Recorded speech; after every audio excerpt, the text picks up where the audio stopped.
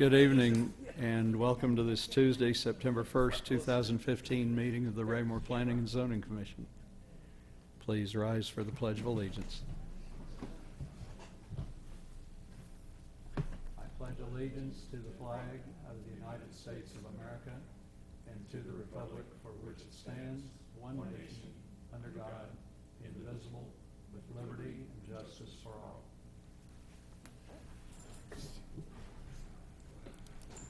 Thank you. We'll call roll, and let me remind you to make sure your microphone is lighted green and please speak into it for the record.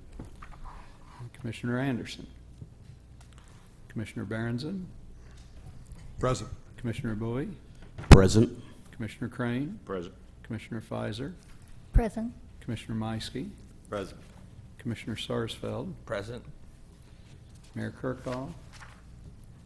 And Commissioner Faulkner is present. We do have a quorum. We have no personal appearances this evening. One item on our consent agenda, acceptance of minutes of our August 4th, 2015 meeting. And there was one very minor correction to a count on the vote to reflect abstentions. So if you would, I'd entertain a motion to accept the minutes as presented. Mr. Chair, Commissioner Meiske. I make a motion to accept the consent agenda as presented. Thank you. Do I hear a second? Second. Okay, and second by Commissioner Crane. All those in favor, raise a hand, please. Seven in favor, none opposed, no abstentions.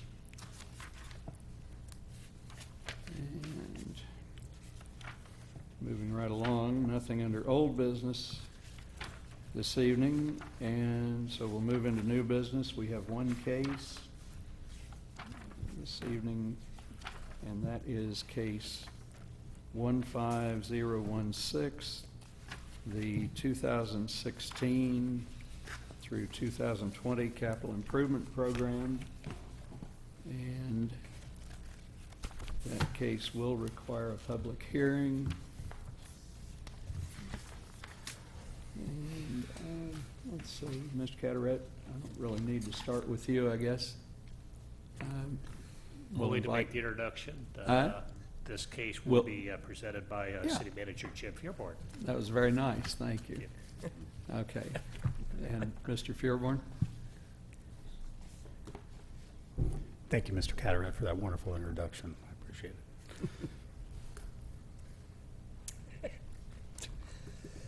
it. Thank you all for having me here this evening to present the 2016 through 2020 capital improvement program for the city. Each year, in compliance with the City Charter Section 11.4, I have the honor of preparing and submitting a 5-year capital improvement program to the mayor and the city council. The CIP proposes projects over a 10-year period, with the first 5 years outlined in detail and beyond the 5 years shown as out years or future years projects if they are in fact being considered for funding. There's also a section of the CIP, as you all know from reviewing it, I'm sure, that is unfunded future projects that don't fall into those categories. Programming capital improvements over time does promote better use of the city's limited resources that we have. It also assists in the coordination of public and private development for the city.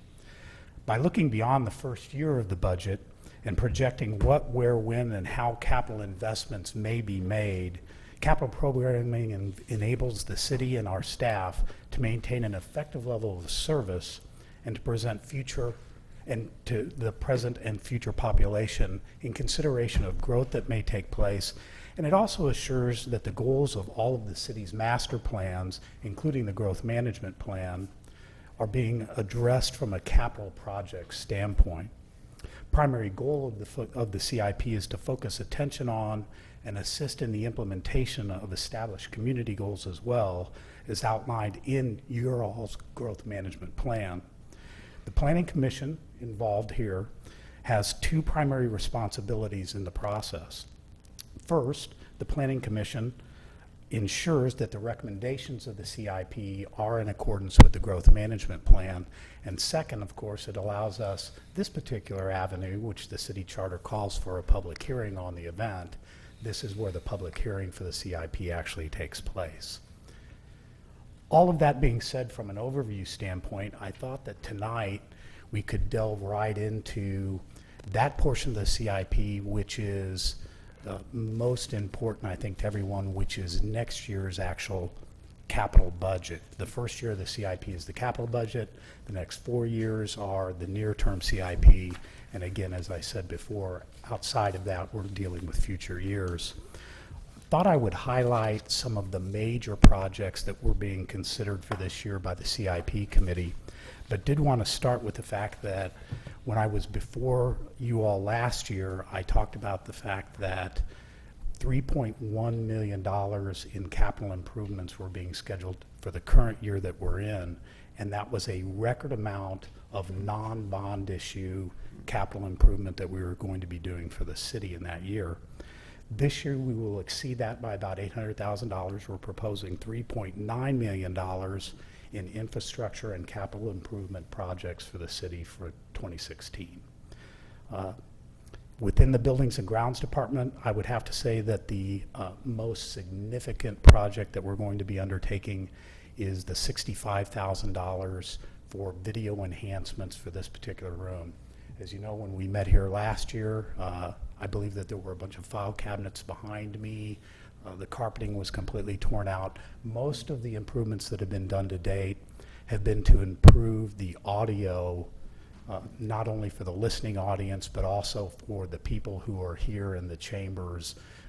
For those of you who endured it for the years before that, you know that even speaking directly into the mic like this, it was a little bit tough for people in the back to hear. We're going to continue with some of those improvements, but we'd also like to now address some of the video quality. It is one of the primary concerns that we hear in the citizen survey each year relative to the meetings. A lot of people do watch the meetings at home, and we want to be sure that they have a good experience when they're doing that and don't get frustrated. Again this year, with both the annual curb replacement program and the street preservation program, we are able to fund record amounts of infrastructure improvements. I have proposed to the council that they keep for the next 5 years the $800,000 level of street preservation improvement. And you may remember that last year we tried to enhance the curb replacement program by not only funding it out of transportation, but also recognizing that there's a portion of curb replacement that deals with stormwater and stormwater conveyance. So $400,000 out of transportation, an additional $100,000 out of stormwater is proposed for the curb replacement program. The primary item I'd like to talk with you all about for this particular year, however, is under the Capital Improvement Fund. And all of this is, of course, on the summary page on page 8 of the CIP. The council for a number of years had reserved in the restricted reserve fund funds for, it's been called a number of items. It started as a community center, then it was called a civic center, then it was called an annex, then I started just calling it the center, and that didn't go over real well because nobody knew what I was talking about. But the council had the opportunity earlier this year, and now that this particular item is done, the council has been looking at the possibility of locating elements that were associated with whatever the center was going to be right here on Municipal Circle. And the elements that they were looking at were the gathering space, the classroom element, the possibility of rental space for smaller functions up to 300 persons. And that is why they had set that initial amount of money aside. When that first began, it was more, I think on the council's part, going to be seed money for a very large center. As you know, or may know from some of your researches, a lot of those larger civic centers that are a one-stop shop are beginning to go out of business. The most recent one is in North Kansas City, where Mr. Berlin went to, and they have had to, because they were losing money on the Civic Center, they have had to partner with the YMCA to take over the physical fitness portion of that and fund that particular item. In our case, the physical fitness aspect of the Civic Center, the council heard from the marketing and strategy study that was done on that, as well as the survey that was done, the citizen survey that was done on it, that with Belton Center so close to us, to put in a duplicate of what we're seeing in Belton could spell disaster for both of them. They would probably both drown in the funding that was necessary, and the only way to keep them going would be to raise operational taxes to pay for those particular types of centers.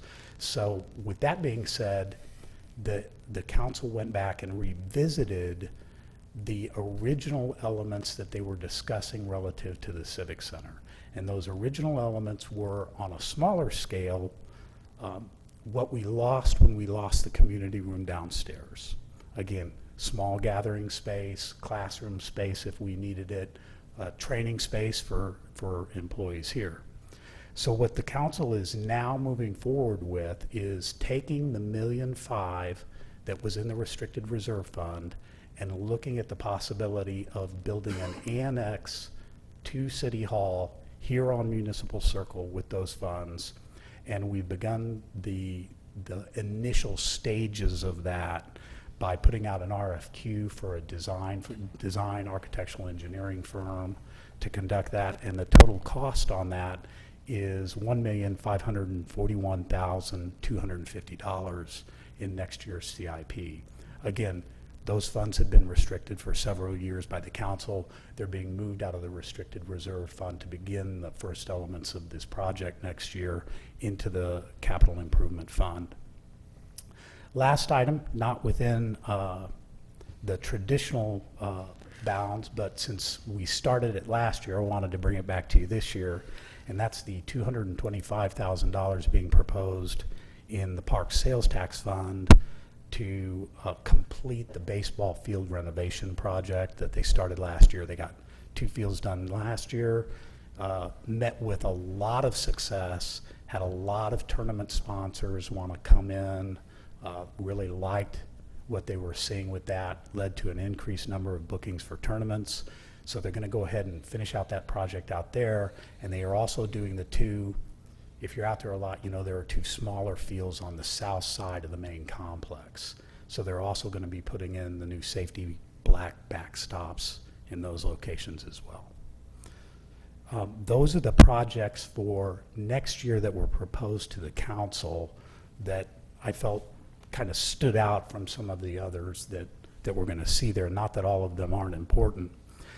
On the Saturday that I presented the budget and the CIP to the council has proposed other elements of the CIP either be changed or some of the unfunded projects be brought into being funded, and some of the projects get additional funding that are listed for next year. To outline those, on page 135 of the CIP, the commission will see the roundabout decorative feature. This year's budget contains approximately $25,000 to put in it's been called a number of elements, but it's the initial feature that will be in the center of the roundabout at Lucy Webb and D. There is a feature proposed, an artistic feature proposed for the top of that. One of the council members proposed that be moved from the unfunded section for the amount of $50,000, and in your books you see it as the spire piece that goes up. And again, that amount was $50,000. They had proposed it be moved from unfunded into the 2016 capital budget. The council heard a proposal from Mr. Crass. There are a number of no man's land medians in the city of Raymore. They're not controlled by an HOA. They're not owned by the city. Nobody knows whose they are. They're just medians. An example of one of those down in Fox Haven is as you're coming out on Huntsman, yes, as you're coming out on Huntsman out onto 58, there's about a 20-foot median that divides the entry into Fox Haven. Those, as you all know, we had an issue this past year with the EPA. Those can actually be beautified by the city and meet our requirements with the EPA for BMPs throughout the city.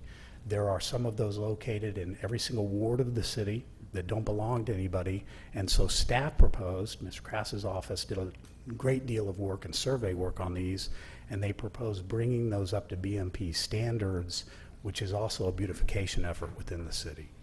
The original cost for the pilot project on those was $30,000 to get through all of them and bring them up to first-class BMP standards was an additional $57,000, and so the council has proposed that the additional $57,000 be added to that current 2016 capital project that is being proposed. The park house, the park house as it currently exists is known to be a funding drain on the city. We continue to try to maintain it. Sooner or later, it's going to fall into the center of the earth as it currently exists. A lot of money is being dumped in there. For several years, the Park Sales Tax Fund proposed minor repairs to be done over there. It is reaching the point where something's going to have to be done to replace it.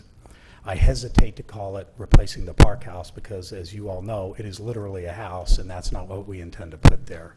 The council has asked that the initial funding for doing a study of what would be best in there go to be placed in next year's budget at the cost of $262,752. In essence, that would be come up with what is best to go in there, do the architectural and engineering and design on it, and then possibly fund whatever it is. Let's say it's a Mac gem. Fund whatever it is out of the 2016 bond issue money that's going to come forward. The next item that they have proposed be put into next year's budget is the extension of Sunset Lane from Bristol to Dutchman Acres. This has been in the unfunded portion of the CIP for a number of years. The reason that staff, when they asked us which of the extensions, the possible extensions, would staff be most likely to recommend, as you know, usually staff is hesitant to recommend road extensions because we want development to pay for that. This particular segment has sat the longest without development around it, and it seems to staff that it has the most potential for, if the city builds this, first of all, it's one of the cheapest sections, but it also has the most possibility of builders latching on to the fact that we have created the extension and buying the lots to put houses up on, so we would see future development associated with an investment by the city. The last item is concerns that audio video that I was talking about in this room. If you've been present, and I think most of you have, for one of the council work sessions, you know that we have a very dated wireless microphone system that continues to give out. We go through whole meetings without anybody from the public being able to hear, and certainly anybody in this room being able to hear what's actually being said by different people who are sitting at the table when it's out here. So we did propose to the council a twofold project in the amount of $40,000 that they asked be put into, that they've recommended be put into next year's CIP, which is a floor mount wired speaker system. Basically, it would be these mics. They'd be used out here, and we would have to run whatever it takes to get that into the media room. But basically, there would be a microphone jack out here in the middle of the floor, one of those surface mount ones. And then we would go with horizontal speaker systems in the room, which have been needed for some time. They would be Bluetooth horizontal rather than all the sound coming down onto the top of your head from the ceiling. So that is the total proposal that the council has so far to date added in. At the beginning of the budget period, the council had approximately $1.6 million in available general fund balance. That's after the 20% restricted reserve. That was the budget that had been presented to them. These particular proposals total approximately $832,745, so they've still got some money to spend as we move forward. That concludes the city manager's report, and I would welcome any questions from the commission. Yep. Thank you, Mr. Feuerbrunn. Mr. Chairman, Commissioner Crane. the medians brought a question to my mind as to how do we end up with orphan medians? And is it now going to be that in the future, I mean, we got $30,000, I thought that was a little bit of money, but if we're adding 57,000 to it, how are we going to approach this in the future? Will we be holding neighborhoods responsible for the medians inside their neighborhood? Or has the city decided that they're going to take it over? I mean, no one is going to take over. We are committing not only to the initial work on it, and there are a few of them that by default, because no one is taking care of them, we are actually going up and taking care of. An example again would be the Remington median that's just across the street on Johnson. There is no HOA in Remington. You can't hold them responsible after the fact, and we could go door to door and ask if anybody wants to volunteer to do it. I'm not sure if that would be a successful program. So we have actually for about 2 years now been the ones maintaining that particular one. They're small enough that the ongoing maintenance, Nathan feels the Parks Department will be able to handle this. They're working real closely with Mike on what type of maintenance needs to be done. Obviously, because we're going to be trying to meet EPA BMPs, there's a lot of this that's maintenance free, a lot of pavers. The one that will be down at Huntsman, you'll actually be seeing pavers in the street as far as the crosswalk is concerned on that particular one. So we're hoping to minimize the amount of maintenance, but we know on the ones we have, we're going to be saddled with it. I think that moving forward, Jim's office is very cognizant of the fact that we have to make sure that when we're coming up with the development plans for good example is the longest median we probably have in the city is Fox Ridge. And so the MOU contained who owns that, who's going to maintain it for the life of that median. so that would mean the medians we were looking at, and the cul-de-sacs and all of that, we're going to address that at some point in time as to who's going to be made responsible for those, or whether the city is going to take responsibility for them? Yeah, that's correct. The newer subdivisions that we have active HOAs and are maintaining the medians. It's, the exception, I say newer, Silver Lake still maintains their medians within their subdivision, but that's the agreement the city has with that subdivision. But other developments don't have active HOAs, was never set up. The Foxhaven, the Remington never had an HOA as part of that as far as for maintenance purposes. So now when a development, a subdivision comes in, if there's any common area, they're required to get the development agreement. They're required to establish the HOA for maintenance of the common areas and these landscape islands and entrance features and the like. So the city is protected on the newer subdivisions where the ones we're talking about, with the exception of Silver Lake, we're having to go into some of the older subdivisions that just never had an HOA. All right, one other one. Yeah, please The continue. park house. Now, I know we're looking to do something to replace the park house. Are we doing anything at all to rehab the park house to where it's usable? I mean, I say that my wife had a family reunion and we reserved it. And then when we went there was like a window broken out. The deck out back was so dangerous that we were afraid one of the elderly people would fall and stuff. Are we going to do anything to repair and bring that up while we're looking at doing something else? I would anticipate that it would be one of the first items that the city council is going to be looking at as far as project to be done with the bond money. But again, that puts us into late 2016 until we can actually be turning dirt. In the meantime, Mr. Rulo is on a very aggressive and very monitored maintenance schedule with that as far as trying to address those particular issues. But I have to admit, we are scratching through to get to it, to get us to that point where we can turn that thing into dirt, Okay, thank you. which will be pretty easy at this point. Commissioner Sarsfield, Good evening. can you come closer to the mic? Thank you. Good evening. I was just wondering I have two questions. One's on the median. Of all the ones that the city is going to take over and maintaining, or is there, of the number that we are going to work on and improve or whatever, are there any that are going to be eliminated at all, that we just make it paved roads, so that would eliminate, because more people are moving into Raymore, more areas, and maybe it would be beneficial to, instead of trying to maintain the curbs, snow removal, this, that, to just eliminate it, make it paved road because of the increased traffic that we are going to be experiencing over the years. There are some that could occur on. The problem with that is we would be dramatically, especially in those areas, increasing the impervious surface that just leads in the opposite direction of what the EPA is keeping a watchful eye on us for.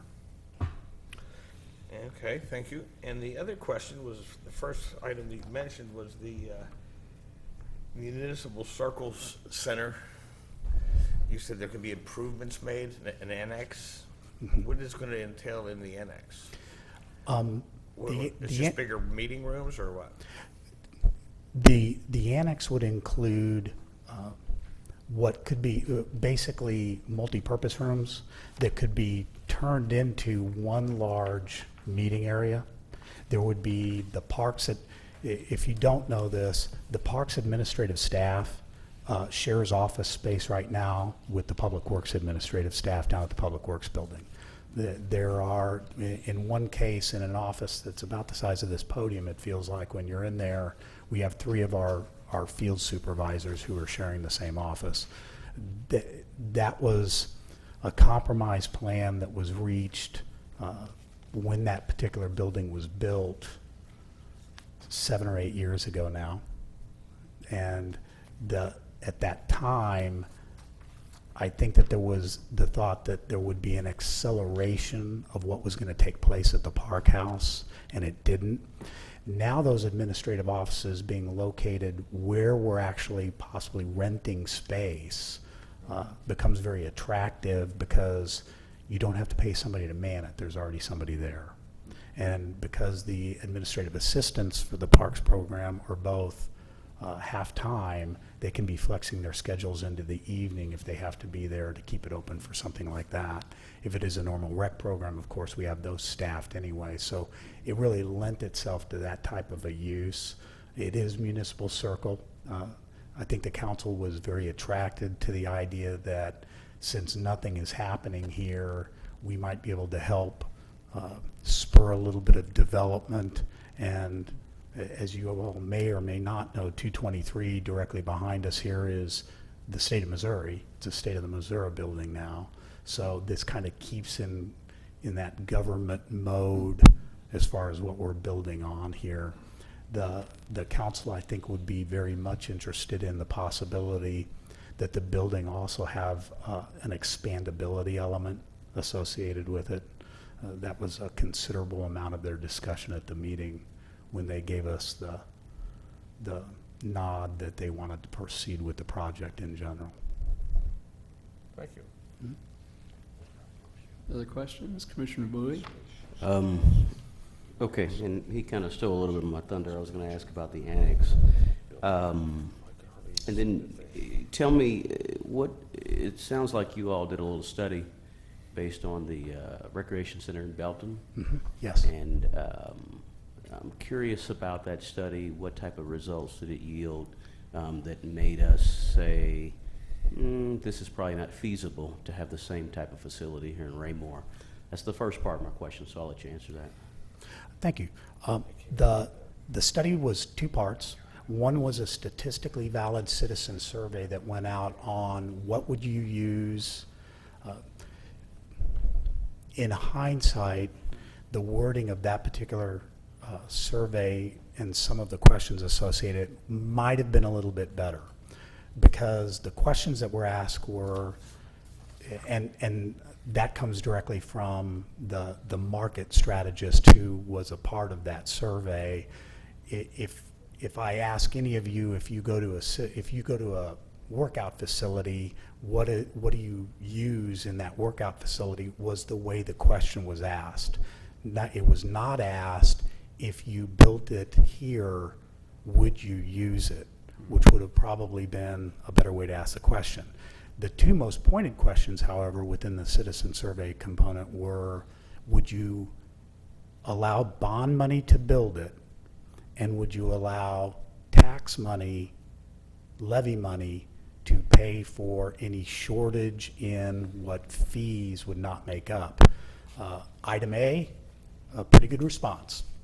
About 80% of the people said that they would use bond money to pay for it. Item B, would you allow an increase in your taxes to pay for the operational expenses? Not so good, kind of flipped, in fact. So we knew that Belton sits directly over there. They are having to subsidize their center, and a significant number of Belton's membership are Raymore citizens. It's closer to more people in Raymore than it is to people in Belton. So we know that they are not paying the type of fees in Belton to be able to get by without tax subsidy from the citizens. If we took a bunch of them, but not all of them, and placed them here with a similar center, we know that we would have to then tax citizens to pay for the operational expenses that would be associated with the center. And we know that the citizenry, through the survey, would probably not vote for that tax. So now we would have, it's a similar situation you see sometimes in school districts. You build a school and then you can't staff it. So you have to be very, very careful about that, that if you're going to pass the bond issue, you better be sure that you can pay for the staff correctly that are going to go into there with a levy increase that will follow the bond issue. We thought that the levy would probably go down. The market strategist agreed with that and said that they have never seen two centers of like kind that close to each other. And one of the things that might be really hurting Belton is the fact that Grandview also has a center. It's kind of the flavor of the month thing right now. Grandview has a center very, very close to Belton's as well. Mm-hmm. So within 6 miles, we would be putting 3 civic centers. Yeah, okay. And then as I read on, I noticed that something similar to that was in the projects identified for future needs, maybe towards the back. It was something similar about that. So I'm wondering, what would, if this is on the future needs, what would make that tilt towards, yes, we'll do it later on, 10 years down the road? Is there another survey that would go out? Is there more a population? What would cause that to be a part of the future? It's a great question. I think that 15 years from now, if Belton Center was closed, if Grandview Center was doing moderately well, if our population had increased to a level where maybe we could even have a public-private partnership with it, then it would have to be a consideration, at least the beginnings of a consideration, and that is why you keep things in the CIP, albeit in the back of the book and under unfunded with no year associated with it. Yeah, I lived in South Kansas City for a while. I was a charter member at the View in Grandview. And then as soon as we came out here, we just noticed there wasn't anything like that in Raymore. So we've been part of Belton Recreation Center for a long time. So I was just curious about that. I've talked to other people about, well, is Raymore doing something like, Lee Summit has a large legacy or something like that where they do like that. So it is a lot, and at some point, it might be something to revisit, maybe sooner than 15 years. I mean, when you're talking about growth and new families and something that will attract people to the city, that would be something to consider down the road, of course. Thank you. Other questions at this time? I'm kind of wondering, I'm not really reading my crystal ball. Were you planning to go through each item in detail? No, sir, I thought that I would just, Right. similar to last year, highlight Right. the significant ones. So, would it suit you? I'm thinking about opening the public hearing, getting public comment, questions while you're available. Absolutely, sir. Okay, does that make sense? Let's do that. Yeah. And we can still discuss this further after the public hearing, of course. Okay. So I'm going to open the public hearing on case 15016, the 2016 to 2020 Capital Improvement Program. Anyone wishing to speak on this case, and that would include comments, questions, any input you'd like to give us, please come forward to the podium. If you would, give us your name and address for the record, and we'd like to hear what you think. My name is Michael Setzer. I live at 900 Chardon Avenue, Raymore, Missouri. And once upon a time, I was on the Board of Aldermen in the early 90s. What actually brought us here was something that hasn't come up tonight, and that was the discussion of extension of the sewer lines east along Hubach Hill Road. Right. We live in that area, and to be blunt about it, I'm not crazy about the idea of paying to extend a sewer line out there for the few people who live in Jewetta. I'd like to hear more about the plans for that, although I understand it's farther out than what's under discussion tonight. But I do have some comments about the Civic Center health facility thing. And I understand where you're coming from in terms of civic pride and why don't we have it here. But this area is really demographically pretty small. Having 2 or 3 community centers effectively adjacent to each other, no one's going to make any money. North Kansas City couldn't keep theirs going. They're a much bigger city than Raymore. They have much more of a tax base than Raymore, and they had to essentially give that away to the YMCA. So while it would be nice to say, yes, we've got one of those, it's probably not in our best interest. I do like the idea of just plowing up some of those medians that aren't very big and don't serve much purpose, but there's a finite amount of pavement you can maintain too.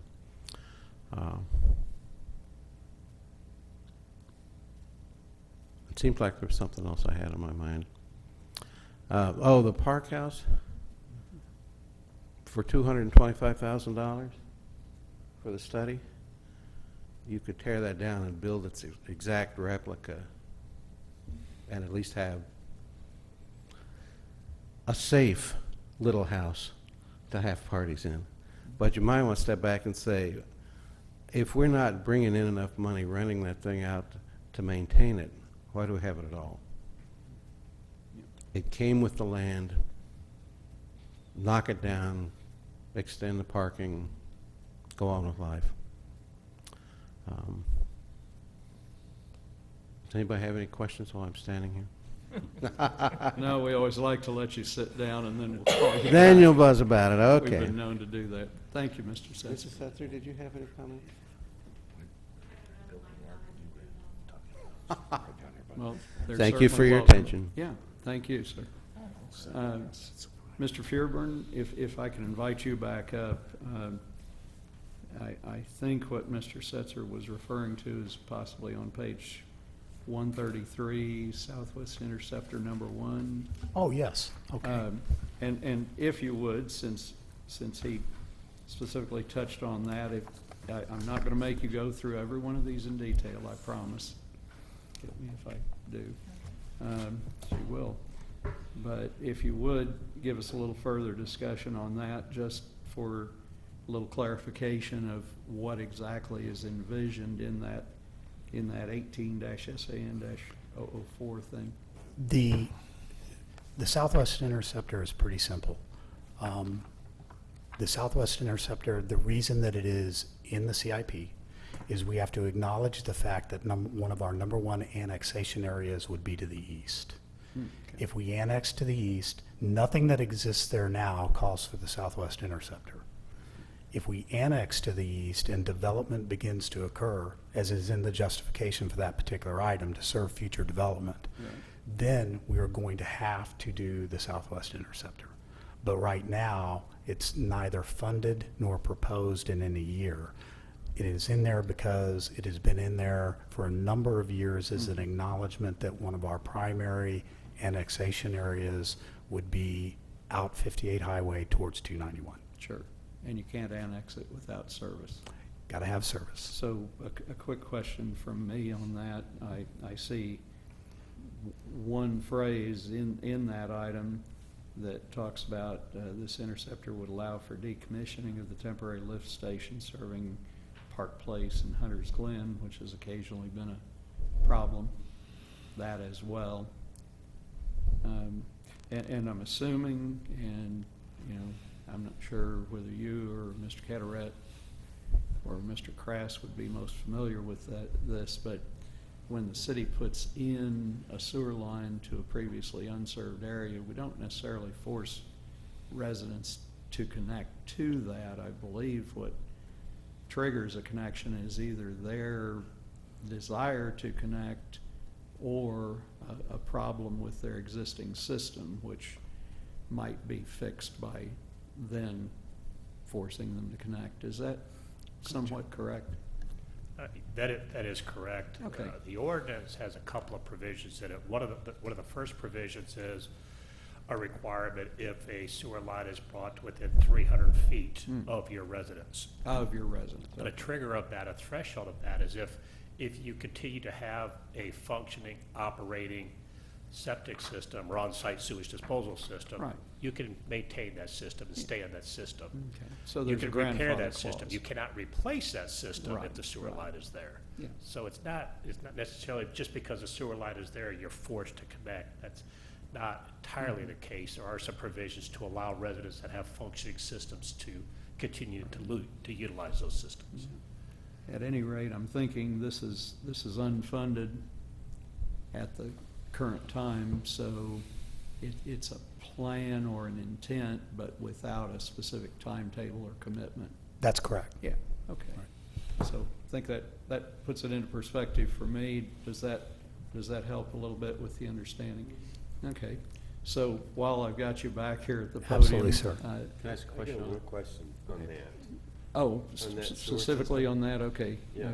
Commissioner Meissy then. If you put the sewer, say your house is over 300 feet, and you put the sewer line on somebody's property, do they have to pay For the connection. for having the sewer line there? Or pay for the connection. I No, guess- no, in fact, in a lot of cases like that, we're asking for the granting of easement, temporary easement and permanent easement to get into there. But because we put the sewer line in does not mean that they have to hook up, and they're not paying for, if you're talking about the main that's going across because they happen to Right. be close to a main, that's our main, that's not Okay, okay. their responsibility. What about the Well, I connection? lived out in the country where they were threatening to do that. We were gonna have to pay so many dollars a foot just to have it on the property, whether we connected to it or not. Yep, no, this would be our public project. Okay. Okay. What about the connection in that scenario? At what point does the customer begin to, the resident begin to pay for the connection, the actual connection, if they wanted to connect? There is a connection fee, I can't quite remember right now what the connection fee is. $13.33 for the connection itself, that's the sewer connection fee. for growth areas. And then they would be on a water sewer bill just like most of us are. And they'd see that within the component of their sewer bill. Okay. I think we're still on that topic. Commissioner Berenson?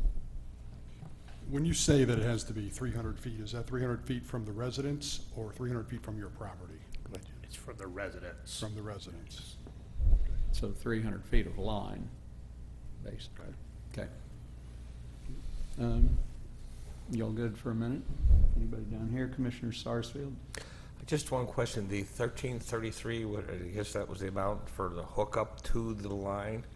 So if my house, which I don't have one there, is 299 feet away from the hookup, the homeowner will be responsible for the 299 feet to his house and the connection to his house, and the $1,300 fee is for the connection only to the main line. Is that correct?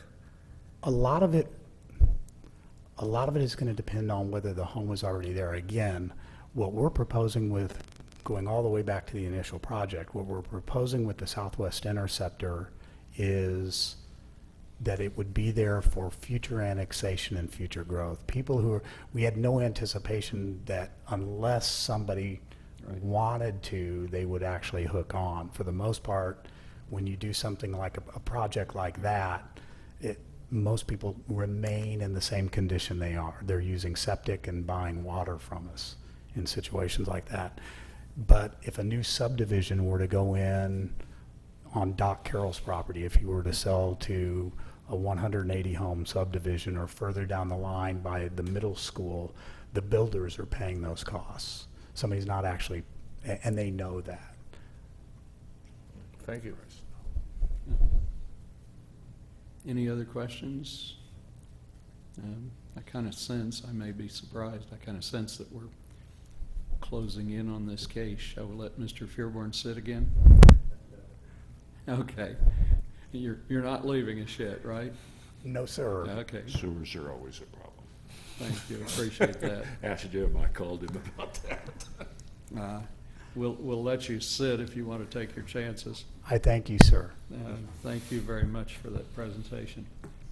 Okay, so I'm possibly jumping ahead. I think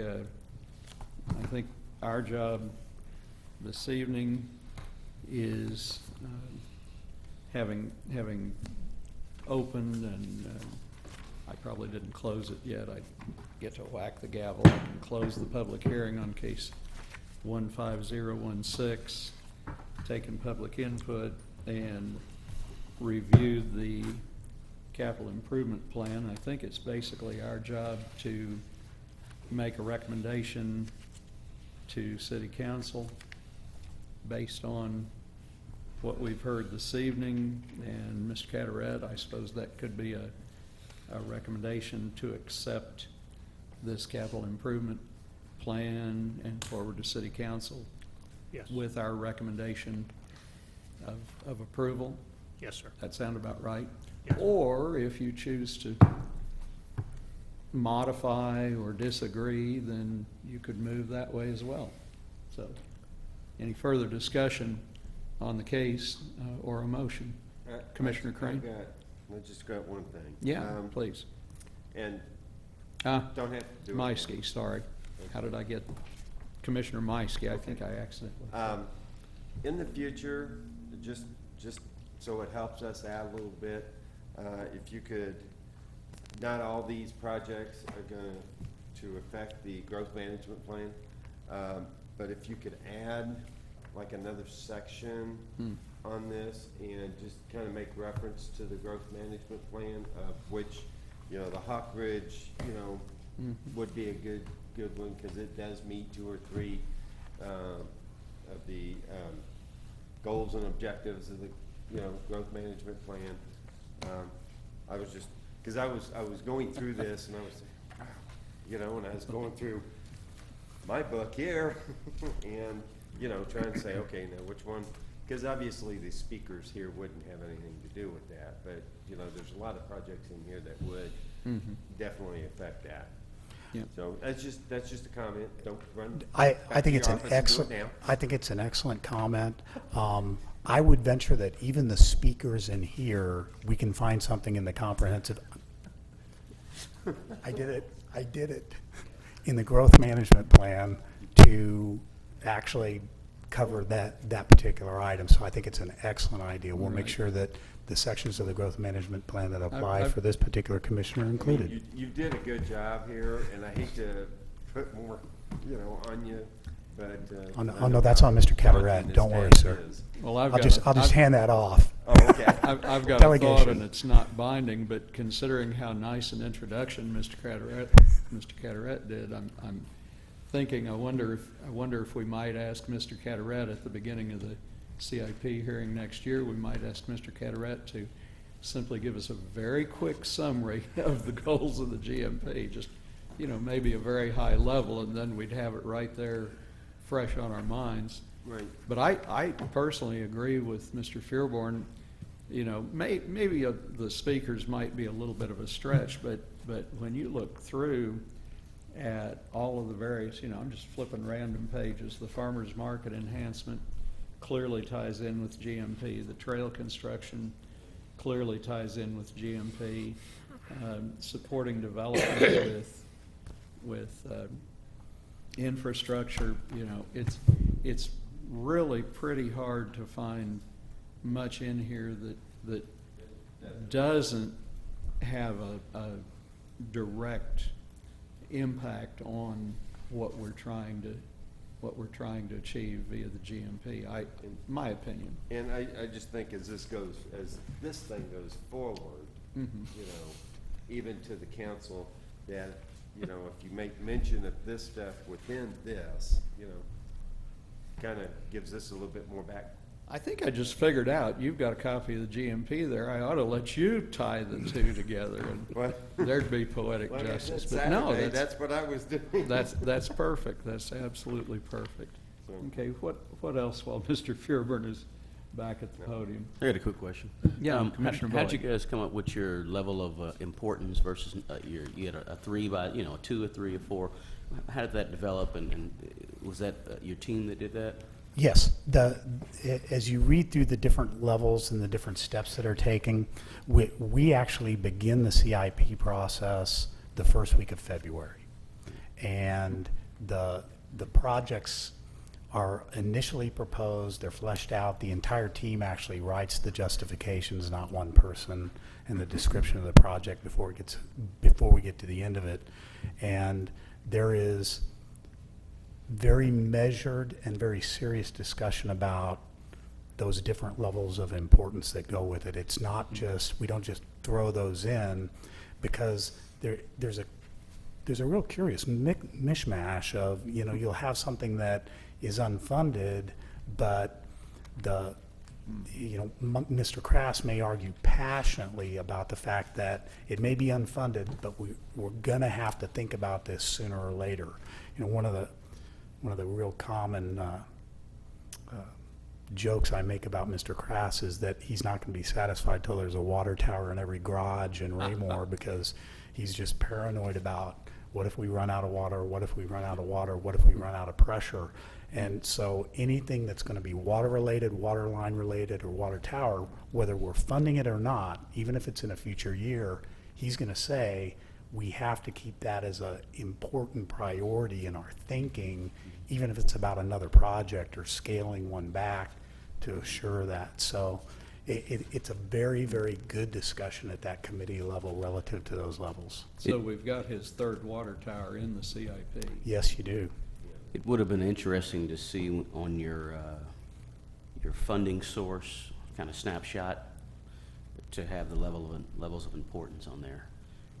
That way I didn't have to keep flipping back. Again, not something that you have to do, but just something that might have said, then you kind of had everything, as much as you could there. You would have had the level of importance on the same page, as that way I could look at just one snapshot and just Thank see you. it all.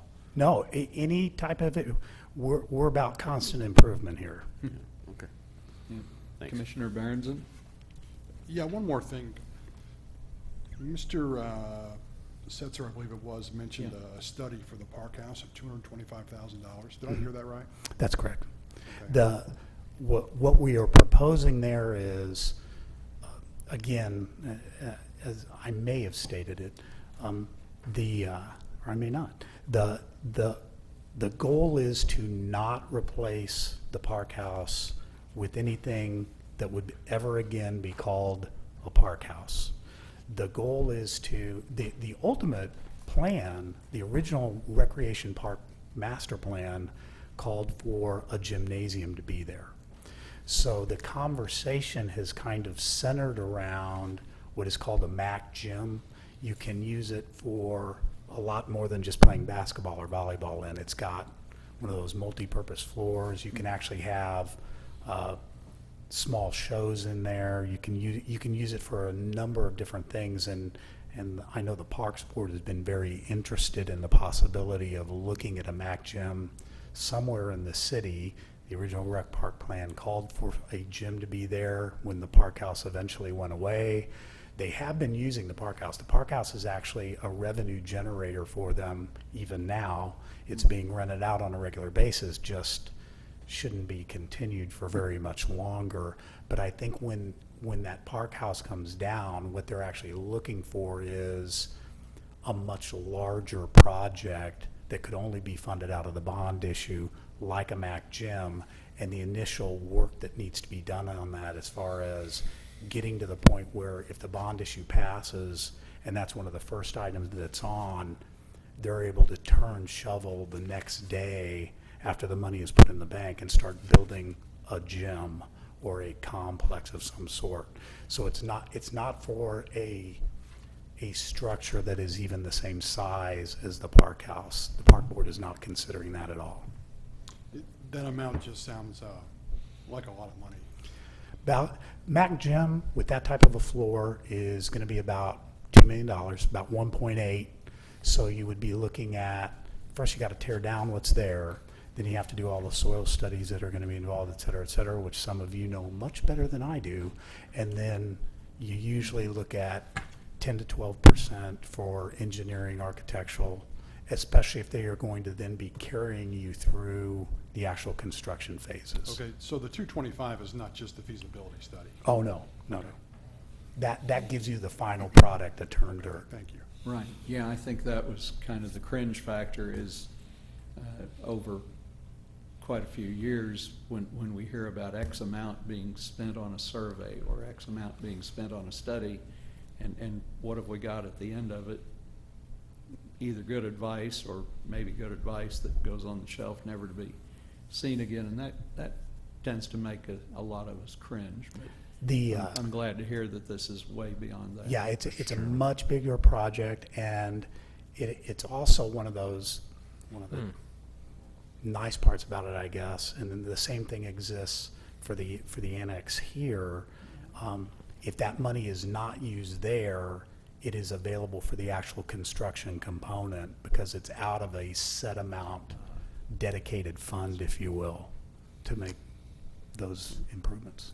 Okay, Commissioner Crane? Correct me if I'm wrong, but as I understood, the $225,000 was going to kind of fund a proposal. As I understand, they're looking at a running track up above and a bunch of things that are involved with If that. that's And beyond that, but correct me Will if that, I'm wrong. will a certain type of proposal come out of that 225,000? Look, that would be, here's what you can do with the money you have. You have. The original, there were two different MAC gyms that were proposed with the Civic Center. One was a smaller one that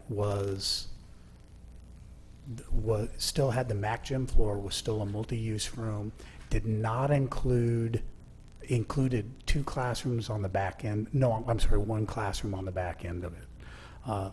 Locker rooms and a small kitchen. The second one included all of that, but it was a much bigger unit, two full-size basketball courts involved with the running track around it. To get the running track and not have somebody falling over the rail because they're so dizzy because it's such a tight track, they always recommend that you have the two full-size But it had the possibility of that second story. of an elevated It track. could be That's correct. elevated and added to it.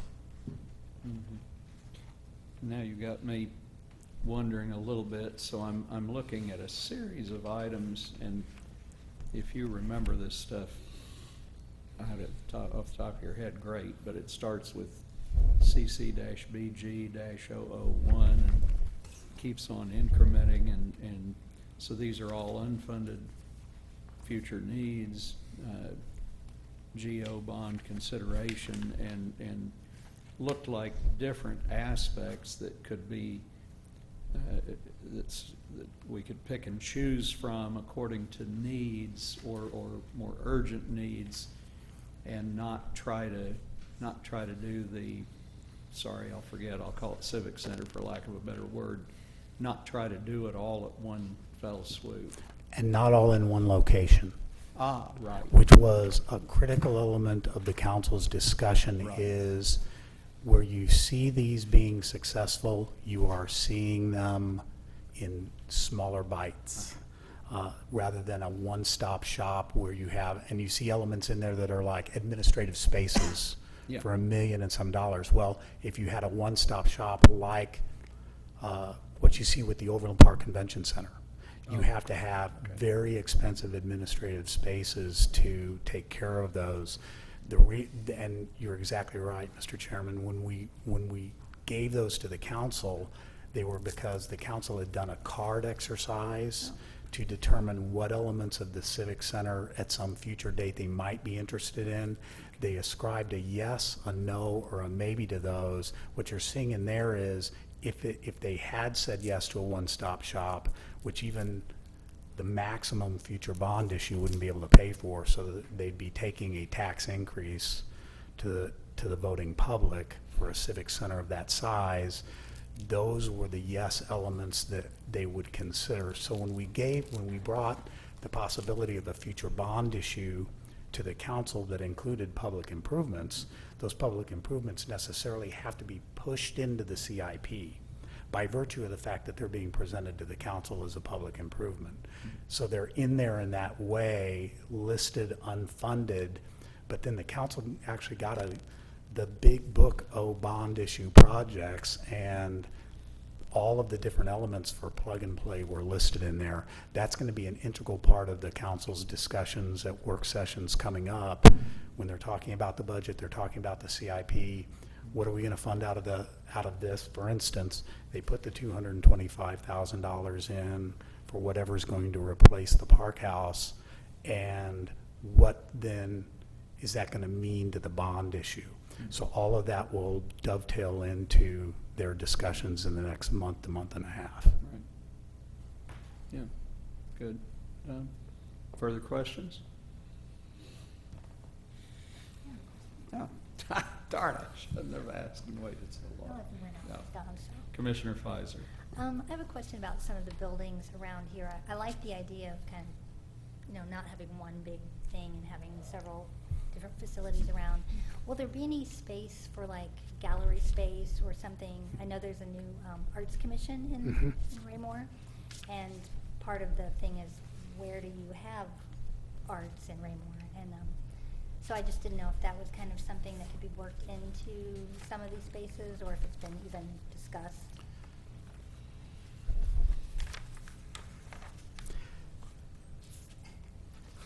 I have to be very I careful. thought it was an easy question. Wow, you got it stumped. Mayor's born.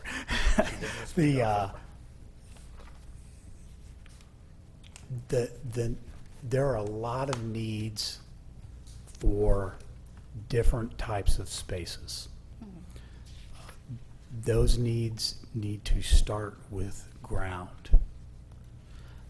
The council is very cognizant of the fact that to even get to the point where we are talking about a place, we have to have ground. We don't have a lot of ground for that type of, right now, we don't have a lot of ground for that type of expandability. Obviously, if we're looking at someplace on Municipal Circle here that's going to be able to expand, we're going to have to look at enough ground that could occur. And there's a lot of vying needs that we hear, that staff hears, that I know the council hears too, relative to that. Galleries, places to perform, if it's a performing art. How long will the Historical Society be able to survive in the basement of a funeral home? Safe place to store everything, but not necessarily the ideal place for a historical society to be located. So we hear all of those vying concerns as we go forward with this, all of them valid, but we got to start with ground. Okay, just wanted to throw it out there. I thought it was a Thank you. Very good question. All great input. This is all great input. Yeah. Yeah. Well, we keep sneaking in more and more questions, so why stop now? Any other questions? I know the minute we let Mr. Fearborn sit, somebody will come up with something, but We're giving him his exercise. there you go. Life of the community. Well, since we Thank you, don't have a Commissioner. track or a gym, Yeah. yeah, this works, right, alternate approach. We could have him run first before he gets up to the podium. Given all of our good conversation and questions, any of the commissioners feel like floating a motion on the case Mr. Chair. 15016? Mr. Chair, I'll make a motion to send case 15016, the 2016-2020 capital improvement program to the city council for their approval. How about a recommendation from us in there? Recommendation, okay. Second. Second. I think I heard Mayor Kirkhoff first, so we won't fight about it as long as we've got a second. So I think what I heard was a motion by Commissioner Meiske, second by Mayor Kirkhoff, to send case 15016, the 2016 to 2020 capital improvement program, to City Council with our recommendation of approval. That sound pretty much like what you thought? Okay. Sound right? Okay, so is there any further discussion on case actually on the motion to deal with case 15016? And seeing none, let's take a vote on it. All those in favor of sending the CIP to council with recommendation of approval? I can't count this high. You slipped in on me. I would note for the record that Mayor Kirkhoff came in no later than 5 after 7, and now the vote is 8 in favor, none opposed, no abstentions. Thank you, Mr. Fearborn. I had to do a double take on that when I was getting an extra hand, and I couldn't figure out from where. Okay, thank you. So, Mr. Carteret, I think that actually might take us into city council report if you or Mayor Kirkhoff are in a position to give us that. I could go ahead and start, sir. Okay. The council last met on August 24th. A couple of items they considered would be of interest here to the commission. They approved on second reading the certification of the costs associated with the sidewalk and undeveloped lots program. This was the final step that the city had to take in order to levy a special assessment for any unpaid invoices for the sidewalk that the city installed on lots. There were a total of 34 lots that the city did install sidewalk on where the owners did not pay. And so we have, based upon this action, we have sent off to the county collector those unpaid invoices for special assessments to be levied against the properties. So that was the last step in the 2014 program for the city. In new business, they did on first reading approve the 22nd Amendment to the UDC, an item that you forwarded on for council consideration. And then another item of interest would be first reading on an advanced funding agreement. This is for Raymore Partners LLC.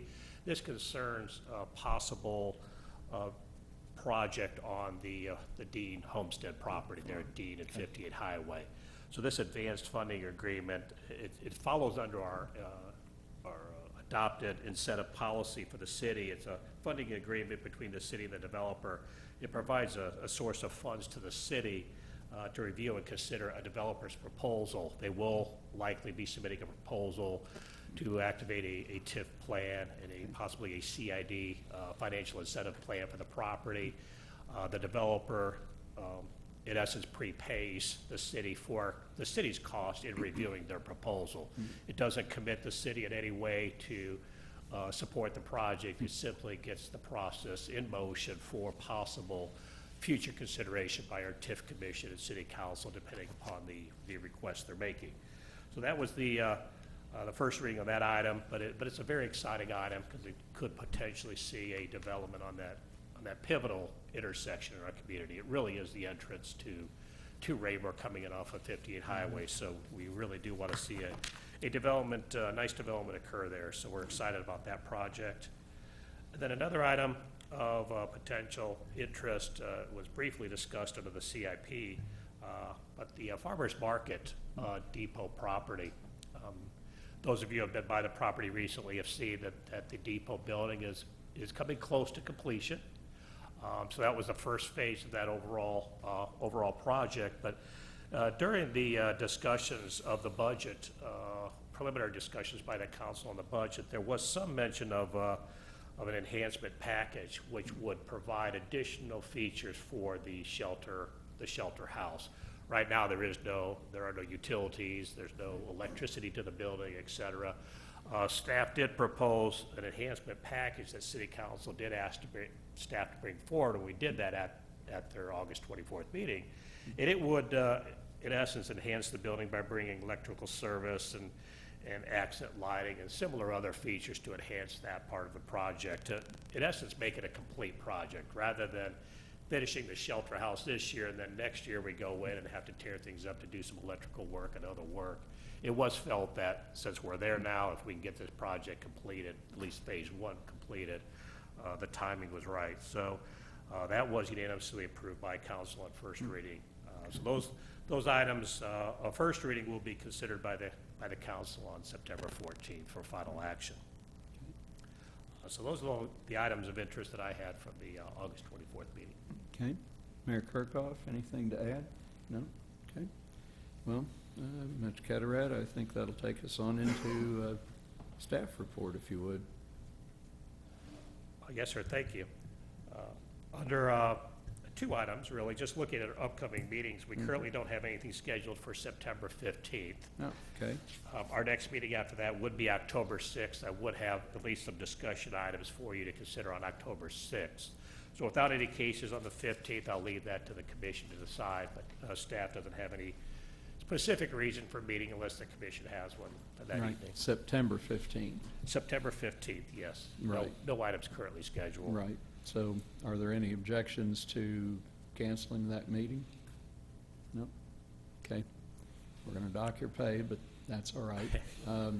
We will plan on meeting October 6th. though. Okay, That would so cancel September 15th, plan to meet on October 6th, which of course will be the first Tuesday of the month. be- Yes, sir. Not running into an election or anything. No, however, in November, we will not have the meeting the first Tuesday in Oh, November okay. because of election. Yeah, we've got another month to remind ourselves about that. We do. Okay. That one's already been, if you look at your It's calendar, blocked out. it's already blocked Yeah, out. so any applicants would be aware of that as well. That's correct, yeah, for that But we're reason. past the deadline date for the September 15th Yes, meeting. yes. Okay, so we'll cancel that. Go ahead. And then the last item for information purposes, the staff has invited representatives from Mark They have a program, it's under the title of Community for All Ages. It's not just a Mark-centered program, it's a national program. But we are making that presentation to City Council on Monday, the September 21st. It's a work session for the council, but it has great interest to staff. It is a program that we do intend to, with council's blessing, to participate in. Right. But it goes to a lot of our discussions that we've been having over the years. It goes to a lot of our discussions with the GMP for making or ensuring that Raymore is a community for all ages. Right. Specifically, and we're not just focused on the aging population, but we have to face reality, as every city in the country has to face reality. We have an aging population. We need to be able to take care of those residents in the future. And this particular program will begin the process for the city to do the planning necessary for ensuring that we are truly a community for all ages.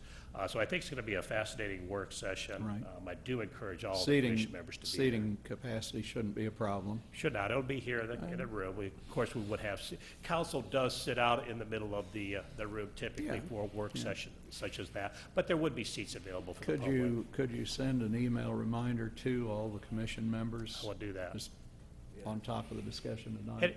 if you're not Yeah. able to be at the meeting, it is, of course, it is televised live, and it is Right. recorded. You can get it off the Okay. web or Well, through yeah. your cable I access. think if the you have email that. reminder would be good I will do that. to have in addition to the discussion tonight. We'll just say, since Commissioner Anderson is not here, would you send an email reminder and just include the rest I of will us do if that. you would? Thank you. It was Monday, 21st. September 21st at 7 o'clock.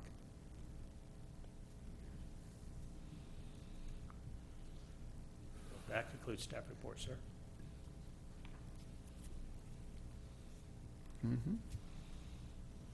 Yeah, thank you, Mr. Carteret. Well, kind of looks like our public may have left. I'll open the floor for public comment. Mr. Fearburn, you're welcome to talk to us again if you've got anything left.